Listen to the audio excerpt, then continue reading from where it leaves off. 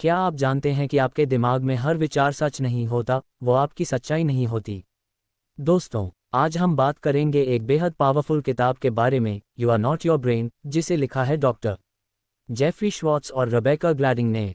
ये किताब बताती है कि कैसे हम अपने नकारात्मक विचारों, आदतों और भावनाओं से खुद को आज़ाद कर सकते हैं। तो आइए शुरू करते हैं। भाग 1, आदतों को बदलने के लिए सेल्फ डायरेक्टेड न्यूरोप्लास्टिसिटी को इस्तेमाल करें। सेल्फ डायरेक्टेड न्यूरोप्लास्टिसिटी का मतलब है अपने दिमाग पर फोकस करके उसे अपने अनुसार चलाना है।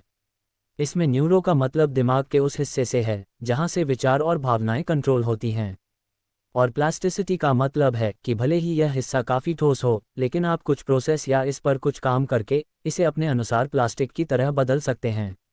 आसान भाषा में समझे तो आप अपने दिमाग के उस हिस्से जहां से विचार और भावनाएं कंट्रोल होती हैं, उस पर ध्यान देकर वहां से अपनी मनचाही भावनाओं और मनचाहे अच्छे विचारों को सोचकर आप अपने बुरे विचारों को अच्छे और पॉजिटिव विचारों से बदल सकते हैं। और इसी तरह 21 से 90 दिनों तक लगातार इसे करने से आप अपनी किसी भी बुरी आदत को अच्छी आदत से बदल सकते हैं। भाग 2, हेब्स लॉ और क्वांटम ज़ीनो इफेक्ट। आप इन दो कॉन्सेप्ट्स को सीखकर और इन्हें अपनी ज़िंदगी में अपनाकर न्यूरोप्लास्टिसिटी का फ़ायदा उठा सकते हैं, मतलब अपने दिमाग पर कंट्रोल कर सकते हैं। नंबर 1 है हेब्स लॉ। इस लॉ के मुताबिक हमारे दिमाग के न्यूरॉन्स, या फिर आसान भाषा में कहें तो विचार, जो एक साथ हमारी ज़िंदगी को अफेक्ट करते हैं, वह एक ही साथ काम करते हैं। मतलब अपने दिमाग के जिस हिस्से का आप ज़्यादा से ज़्यादा इस्तेमाल करते हैं, वह हिस्सा उतना ही ज़्यादा मजबूत बनता चला जाता है। इसे हम एक एग्जाम्पल के साथ आसान शब्दों में समझते हैं। मान लीजिए कि आप एक नई जॉब करते हैं जहां पर आपको समय से पहुंचने के लिए रोज सुबह 8 बजे बस पकड़नी पड़ती है। पहले एक हफ्ते में तो सब कुछ सही चलता है, लेकिन अगले हफ्ते के मंगलवार को आप सुबह के 8:10 पर बस स्टैंड पर पहुंचते हैं, जिस वजह से आपकी बस छूट जाती है और ऑफिस लेट पहुंचने के कारण आप शर्मिंदा भी होते हैं और सीनियर आप पर गुस्सा भी करते हैं। इस वजह से हो सकता है कि आप अच्छा महसूस न करें और परेशान होने लगें। लेकिन 2-3 बार ऐसा ही लगातार होने के बाद जब आप बार बार परेशान और कुछ तनाव महसूस करते हैं, तो इसको दूर करने के लिए कई लोग सिगरेट पीने का सहारा लेते हैं। सिगरेट पीने से दिमाग को निकोटीन मिलता है। निकोटीन एक तरह का हार्मोन है जिससे खुशी रिलीज होती है और तनाव कम हो जाता है। और कुछ समय ऐसा करने के बाद धीरे धीरे यह आपकी आदत बन जाती है, और कुछ हफ्तों के बाद बस स्टैंड या पर लेट पहुंचना परेशानी या तनाव का कारण बनने की वजह से सिगरेट पीकर निकोटीन या खुशी हासिल करने का एक मौका बन जाता है। और वहीं से जन्म होता है एक खराब आदत का, जो कहीं ना कहीं आपकी पर्सनल और प्रोफेशनल दोनों लाइफ को खराब कर सकती है। और एक बार इस तरह की गलत आदत लगने के बाद सिगरेट ना पीना परेशानी और तनाव की वजह बन जाती है, भले ही आप ऑफिस समय से पहुंचे या नहीं। इस तरह हमें खुशी मिलने वाले जिस काम को हम बार बार करते हैं, वह हमारी आदत बनने लगती है, फिर चाहे उससे मिलने वाले रिजल्ट्स हमारे फेवर में हो या हमारे अगेंस्ट में। ऐसी कंडीशन में फंसने के बाद कुछ लोग कहते हैं कि वह अपने आप पर कंट्रोल नहीं रख पा रहे हैं, इसलिए सिगरेट पीना उनके लिए बहुत ज़रूरी है। लेकिन अगर ध्यान से इस सिचुएशन को देखें तो किसी इंसान को सिगरेट पीने से खुशी मिलती है, यह उसने अपने आप ही अपने दिमाग को कुछ पहले ही बताया था और फिर इसे लगातार प्रैक्टिस करके भी दिखाया कि उसे सिगरेट पीने से खुशी मिल रही है। और उनकी इस एक्टिविटी के वजह से ही दिमाग ने स्वीकार किया कि हाँ, इस काम को करने से खुशी मिलती है। इस तरह पहले हमारा कंट्रोल हमारे दिमाग पर होता है। अगर हम अपने विचारों को सही से अपने फेवर में कंट्रोल करें तो ये हमें वह सब पाने में मदद कर सकता है जो हम चाहते हैं। इसलिए ऐसी कंडीशन में आपको चाहिए कि आप समय से ऑफिस पहुंचने में खुशी को महसूस करें। ऐसा करने से कुछ दिनों में आप देखेंगे कि आप समय से ऑफिस पहुंच रहे हैं, जिससे आपको कई फायदे होंगे। सबसे पहले आपको खुशी मिलेगी, दूसरा सिगरेट ना पीने के वजह से आप हेल्दी रहेंगे, और तीसरा आपकी पर्सनल और प्रोफेशनल लाइफ भी बेहतर बनेगी। तो इस रूल की सीख ये है कि इस तरह अपनी लाइफ में उन आदतों को अपनाएं जिससे आपको खुशी भी मिले और वास्तविक जिंदगी में उनसे फ़ायदा भी हो। दूसरा कॉन्सेप्ट क्वांटम ज़ीनो इफेक्ट है। यह एक यूनानी फिलोसोफर के जरिए बताया गया नियम है। अगर हम इसे आसान भाषा में समझें तो इसका मतलब है प्रैक्टिस कर करके एक बेवकूफ़ इंसान भी बुद्धिमान बन सकता है। इसी तरह एक इंसान जिसकी आदतें ठीक ना हो, वह भी अच्छी आदतों की लगातार होश में रहकर प्रैक्टिस करते हुए अच्छी आदतों को अपनाकर अपनी ज़िंदगी को बेहतर बना सकता है। इस नियम की सीख यह है कि अगर आप नेगेटिव थिंकिंग की जगह पॉजिटिव सोचना चाहते हैं तो एक्टिवली हमेशा पॉजिटिव ही सोचें। इसी तरह अगर आप कामयाब बनना चाहते हैं तो हमेशा कामयाबी के बारे में सोचें कि आप कैसे कामयाब बन सकते हैं। कामयाब बनने के बाद आप किस तरह बेहतरीन जिंदगी जीने वाले हैं। और इसी तरह लगातार आप ऐसा 21 दिनों तक सोचने से यह आपकी आदत बन जाएगी। भाग 3, बुरी आदतों को छोड़ने के लिए इन 4 स्टेप्स को अपनाएं। ये भाग इस किताब का सबसे महत्वपूर्ण भाग है क्योंकि इसमें ही हम उन स्टेप्स को डिस्कस करने जा रहे हैं जिन्हें इस्तेमाल करके आपको बुरी आदतों को खत्म करके अच्छी आदतों को अपनाने में काफ़ी मदद मिलेगी। पहला कदम, अपने विचारों के बारे में जागरूक होना, यानी उन विचारों के बारे में अवेयर होना और जानना जो आपको नेगेटिविटी की तरफ ले जा रहे हैं, और उन विचारों के बारे में भी जानना जिनसे आपको खुशी मिलती है और फ़ायदेमंद भी हैं। हर सुबह 5 मिनट मेडिटेशन की प्रैक्टिस करके आप इस कला में माहिर बन सकते हैं। दूसरा तरीका है विचारों को लेबल करना, यानी हर रोज आपके दिमाग में आने वाले विचारों को 2 भागों में बांटना, एक भाग में वो विचार जो आपके लिए जरूरी है और दूसरा भाग में जो जरूरी नहीं है। तीसरा तरीका है पॉजिटिव एक्टिविटी पर ध्यान देना। ये नेचुरल लॉ है कि जिस चीज़ पर हम ज़्यादा फोकस करते हैं वह बढ़ती ही जाती है, चाहे पॉजिटिव पर करें या नेगेटिव पर। इसलिए नेगेटिव विचारों को दूर करने और पॉजिटिव विचारों को बढ़ाने के लिए पॉजिटिविटी बढ़ाने वाली एक्टिविटीज़ को ज़्यादा करें, जैसे किताब पढ़ना, पॉजिटिव लोगों की बायोग्राफीज पढ़ना, यूट्यूब पर नॉलेजेबल, प्रेरणापूर्ण और मोटिवेटेड लोगों को सुनना, रीडर्स बुक्स क्लब की बुक समरी वीडियोज़ और इस तरह के पॉजिटिव लोगों के साथ ज़्यादा समय बिताना। इन तरीकों के जरिए आप पॉजिटिविटी को काफ़ी हद तक बढ़ा सकते हैं। चौथा तरीका है विश्वास के साथ कदम उठाना। अपने ऊपर विश्वास रखें कि लगातार अच्छी आदतों को करते हुए, अच्छे विचारों को सोचते हुए और उसके लिए ज़रूरी एक्शंस लेते हुए जल्द ही आपकी बुरी आदत अच्छी आदत में बदल जाएगी। भाग 4, आप अपने दिमाग से डिफाइन नहीं हो बल्कि उसे खुद डिफाइन करें। कई बार हमारा मन भटकने लगता है। हमारे दिमाग में ऐसे विचार आते हैं जिन्हें हम सोचना नहीं चाहते, जिन विचारों के साथ हम आगे नहीं जाना चाहते। लेकिन इन सब के बावजूद विचारों की उस तेज ट्रेन को दोबारा अपने कंट्रोल में करने में हम में से कई लोग असहाय महसूस करते हैं। ऐसा सभी के साथ होता है। तो क्या यह अच्छा नहीं रहेगा कि हम ये जान लें कि कैसे अपने विचारों को अपने कंट्रोल में करके मन को कंट्रोल किया जाए। ऑथर का मानना है कि ऐसा पॉसिबल है कि हम अपने विचारों को अपने कंट्रोल में कर ले, इससे पहले कि वह नेगेटिविटी फैलाएं या उनकी वजह से आप परेशान हो। इस बात को अच्छे से समझाने के लिए वह एक मरीज की कहानी बताते हैं जिनकी उन्होंने कभी मदद की थी। ये कहानी है अमेरिका के एक यंग लड़के की जिसने एक्टिंग में अपने करियर की शुरुआत की थी। हालांकि शुरू में उसको छोटे छोटे लेवल्स पर काफ़ी अच्छी सफलता मिली, जिससे इंस्पायर होकर उसने और अच्छे लेवल पर अपना ऑडिशन देने का सोचा। और इसी तरह एक स्टेट लेवल एक्टिंग कंपटीशन में ऑडिशन देने के दौरान वहां के जज को उनका परफॉर्मेंस पसंद न आने के वजह से जब जज ने उनको अच्छा नहीं कहा तो वो डिमोटिवेट होने लगे। उन्हें लगने लगा कि वह वास्तव में अच्छी एक्टिंग नहीं कर सकते और उस दिन के बाद से उनका एक्टिंग करियर डाउन जाने लगा। इसी परेशानी को ठीक करने के लिए वो ऑथर से मिले जिन्होंने उनको एग्जामिन करने के बाद बताया कि यह सब उनके सोचने के वजह से हो रहा है। उनके साथ ऐसा इसलिए हो रहा था क्योंकि जहां उनका एक दिमाग ये कह रहा था कि कोई बात नहीं, हम इस कमी को सुधार कर बेहतर एक्टर बन सकते हैं, वहीं दूसरी तरफ उनका दिमाग कह रहा था कि सच में तुम अच्छी एक्टिंग नहीं कर सकते। ऐसे में उन्होंने नेगेटिव वाले दिमाग को सुना जो उनको डिफाइन कर रहा था। उसकी सुनने और उस पर फोकस करने की वजह से नेगेटिविटी बढ़ती चली गई, जिसे कंट्रोल करना उनके हाथ में नहीं रह गया। लेकिन ऑथर से मिलने और अच्छी सलाह लेने के बाद जब उन्होंने पॉजिटिव विचारों पर ध्यान देना शुरू किया तो कुछ ही महीनों बाद वह बेहतर एक्टर बनने लगे और उन्हें कई नए ऑडिशन देने का भी मौका मिला, और कई में उन्होंने अच्छा परफॉर्म भी। सोच विचार करने के, क्योंकि इस तरह के नेगेटिव विचार पर सोच विचार करना थोड़ा स्ट्रेसिंग हो सकता है, लेकिन ऐसा करना चाहिए क्योंकि हर चीज़ का रिजल्ट ज़रूर मिलता है। अगर हम उसे अच्छे से हैंडल करेंगे तो अच्छा रिजल्ट मिलता है, और ठीक से हैंडल ना करें तो उसके मुताबिक रिजल्ट मिलते हैं।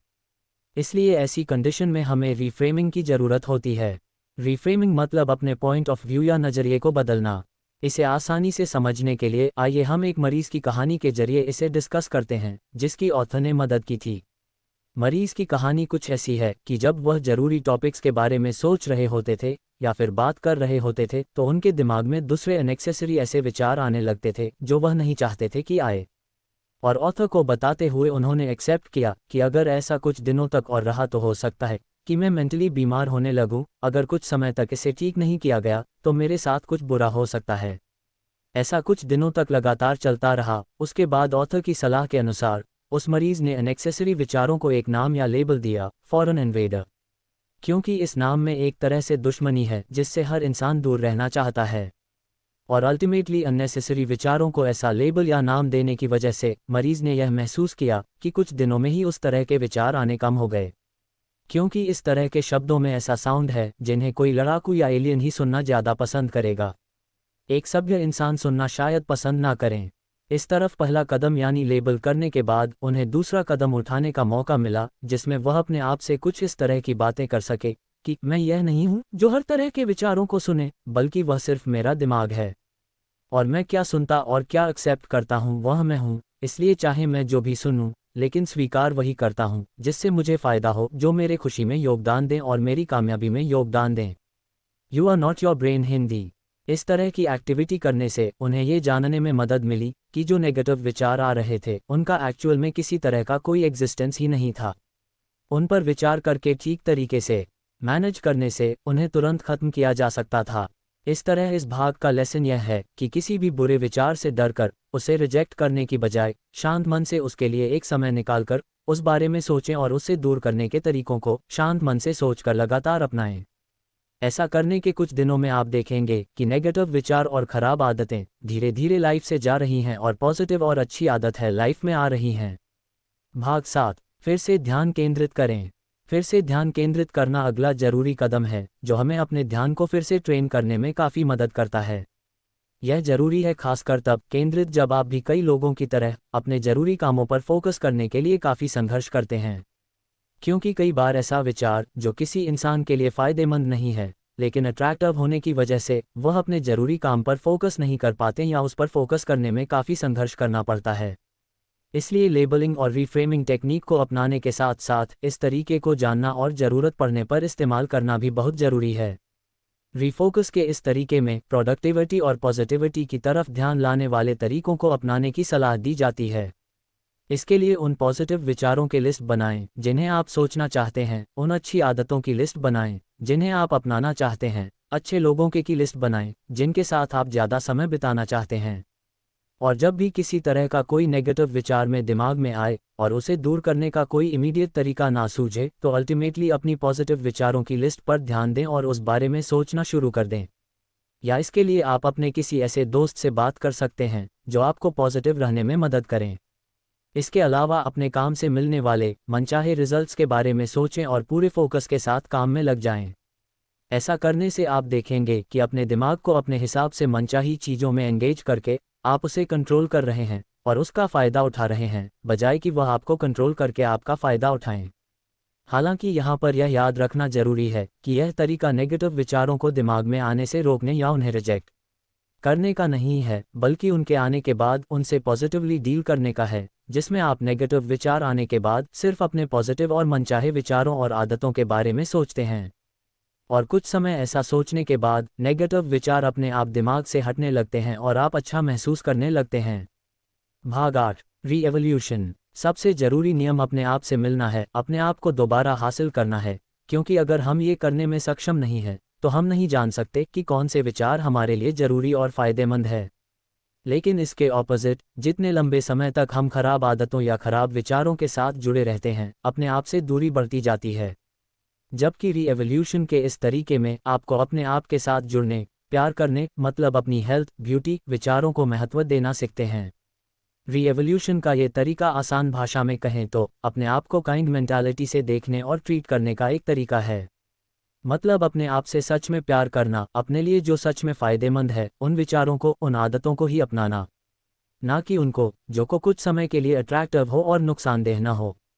हालांकि यह रातों रात नहीं होगा, लेकिन लेबलिंग, रीफ्रेमिंग और रीफोकस जैसे तरीकों को लगातार इस्तेमाल करने से दिमाग में पॉजिटिव और प्रोडक्टिव रहने की शक्ति विकसित होती है। ये तरीका अपने आप को देखने और जुड़ने में मदद करता है, बजाय कि नेगेटिव विचारों को सरेंडर करने से। ये तरीका आपको इस काबिल बनने में मदद करता है कि अपने लिए सबसे अच्छे और सुरक्षित डिसीजन ले सके। इसलिए अगर आप चाहते हैं कि खराब आदतें छोड़कर अच्छी आदतें अपनाएं, अपने आप को बेहतर बनाएं और सच में आप अपने आप से प्यार करते हैं, तो इन लेबलिंग, फ्रेमिंग आदि तरीकों को अपनाएं। इसके लिए कुछ समय निकाल अपने अंदर देखें कि क्या आप इन तरीकों को अपना रहे हैं या नेगेटिव विचारों पर ही फोकस कर रहे हैं। अगर अपना रहे हैं तो इन्हें और ज़्यादा और अच्छे तरीके से अपनाएं। और अगर नहीं तो इन्हें अपनाना शुरू करें ताकि आपके दिमाग को आप कंट्रोल कर सके, ना कि दिमाग आपको। भाग 9, आदतों को बदलने के लिए ऑर्गेनिक तरीकों को इस्तेमाल करें। क्या आप जानते हैं कि लोग स्मोकिंग क्यों करते हैं, जबकि वह जानते हैं कि यह उनके लिए नुकसानदायक है? इसका जवाब है निकोटीन के लिए। लोग ज़्यादा आइसक्रीम क्यों खाते हैं जबकि उन्हें पता है कि यह उन्हें मोटा और अनहेल्थी बना देगी? जाहिर सी बात है, मीठे के लिए। हम ये हमेशा इसलिए करते हैं क्योंकि अपनी डे टू डे लाइफ में उतार चढ़ाव की वजह से होने वाले प्रॉब्लम्स और तनाव को कुछ समय के लिए दूर करने के लिए इस तरह की निकोटीन और मीठे तरीकों के जरिए हम उन्हें दूर करने की कोशिश करते हैं। लेकिन लगातार ऐसा बार बार करने से कई लोग इसके इतने आदी हो जाते हैं कि फिर इसके बिना तनाव महसूस होने लगता है। जिंदगी के उतार चढ़ाव पर इस तनाव को कुछ समय के लिए दूर करने के लिए कई लोग ड्रग्स जैसी खतरनाक चीज़ों का भी सेवन करते हैं। हालांकि वह अपने दिमाग से ठीक तरीके से डील करके पॉजिटिव सोचकर उन तनाव को दूर कर सकते हैं, लेकिन तुरंत राहत की लालसा की वजह से वह स्मोकिंग, ड्रग्स जैसी चीज़ों में इतने आदी हो जाते हैं कि एक समय ऐसा आता है कि इसके बिना उन्हें तनाव महसूस होने लगता है। ऑथर ने भी यह किताब इसी तरह की परेशानियों को सॉल्व करने के मकसद से लिखी है। इसलिए हमें चाहिए कि अपनी ज़िंदगी की परेशानियों को ऑर्गेनिक तरीके से, विचारों पर ध्यान देकर पॉजिटिव तरीके से हैंडल करें। उस बारे में पॉजिटिव सोचकर उसे ठीक करने के पॉजिटिव तरीकों को अपनाते हुए उस प्रॉब्लम को सॉल्व करें ताकि वह प्रॉब्लम भी ठीक हो और आपको भी अल्टीमेटली उस तरीके से सीखकर ज़िंदगी में कुछ और फ़ायदा हो, ना कि स्मोकिंग, ड्रग जैसे तरीकों से जिनसे तनाव से कुछ समय के लिए तो राहत मिल जाती है लेकिन अल्टीमेटली आपको कई तरह से नुकसान पहुंचता है। भाग 10, 3 महत्वपूर्ण सबक। You are not your brain English. पहला, अपने लिए फ़ायदेमंद चीज़ को अपनाएं। कई बार ऐसा होता होगा कि सोशल मीडिया पर स्क्रॉल करते समय कोई ऐड, शॉर्ट वीडियो आपको काफ़ी अट्रैक्ट कर जाती है। इसी तरह टीवी पर कोई तो आपको काफ़ी अच्छा लगता है। लेकिन यहाँ ध्यान से समझने की बात यह है कि ऐसी सिचुएशन में जब चीज़ें आपको अच्छी लगती है तो वह आपको अच्छी नहीं लगती, बल्कि वह आपके दिमाग को अच्छी लगती है। क्योंकि जैसा हमने पहले डिस्कस किया कि ऐसी चीज़ों को देखकर हमारे दिमाग में निकोटीन जैसे कई हैप्पी हार्मोन्स रिलीज होते हैं जिनसे हमारे दिमाग को अच्छा महसूस होता है। ऐसे के कई लोग इसे अपने लिए भी अच्छा मान के डायरेक्टली बिना सोचे समझे अपना लेते हैं। लेकिन साइकोलॉजिस्ट ऑथर ने जो हमेशा सलाह दी है इस किताब में, उसके मुताबिक हमें ऐसी कंडीशन में एनालाइज करना चाहिए कि जो चीज़ हमारे दिमाग को अच्छी लग रही है, क्या वह हमारे लिए, हमारी वास्तविक खुशी, हमारी कामयाबी, हेल्थ, ब्यूटी आदि के लिए सच में फ़ायदेमंद है या नहीं। अगर फ़ायदेमंद है तो ही उसे अपनाएं, नहीं तो उसे रिजेक्ट करके पॉजिटिविटी पर फोकस करें। और रिजेक्ट करने के काफ़ी तरीके हमने डिस्कस किए, उनमें से कोई भी तरीका अपना सकते हैं। दूसरा, 4 स्टेप्स के जरिए अपने विचारों पर कंट्रोल रखें। अगर हम शॉर्ट में डिस्कस करें तो सबसे पहला स्टेप है विचारों के बारे में अवेयर रहें, जिसके लिए मेडिटेशन कर सकते हैं। दूसरा स्टेप है लेबल करें कि कौन सा विचार आपके लिए अच्छा है और कौन सा नहीं। तीसरा है पॉजिटिव एक्टिविटी पर ध्यान दें। और चौथा है विश्वास के साथ जरूरी एक्शंस लेते रहें। तीसरा, अच्छी आदतों की नोटबुक बनाएं और उनमें लिखें आप जिन अच्छी आदतों को अपनाना चाहते हैं, जिन अच्छे विचारों को सोचना चाहते हैं, जिन अच्छे लोगों के साथ आप रहना चाहते हैं और जिस तरह की अच्छी फाइनेंशियल कंडीशन में आप जीना चाहते हैं, उन्हें लिखें और इम्प्लीमेंट करने के एक्शन प्लान के साथ टाइम टू टाइम जरूरी एक्शंस लेते रहें। निष्कर्ष तो दोस्तों, ये है खराब आदतों को छोड़ने और अच्छी आदतों को अपनाने के तरीके। मुझे उम्मीद है कि आपने कई नई बातें और तरीके सीखे जिन्हें अपनी ज़िंदगी में अपनाएं और अच्छी आदतों को अपनाते हुए अपनी ज़िंदगी में पॉजिटिविटी, खुशहाली और कामयाबी को अट्रैक्ट करें। You are not your brain किताब की समीक्षा। You are not your brain विचारों द्वारा नियंत्रित होने के विचार को चुनौती देता है। लेखक जेफरी श्वार्ट्ज और रेबेका ग्लैडिंग न्यूरोसाइंस और माइंडफुलनेस से व्यावहारिक इंसाइट्स प्रस्तुत करते हैं जो पाठकों को विनाशकारी विचार पैटर्न्स को पहचानने और उससे मुक्त होने के लिए मार्गदर्शन करते हैं। किताब पाठकों को आत्म जागरूकता और भावनात्मक नियंत्रण को बढ़ावा देते हुए उनकी सोच को नया आकार देने का अधिकार देती है।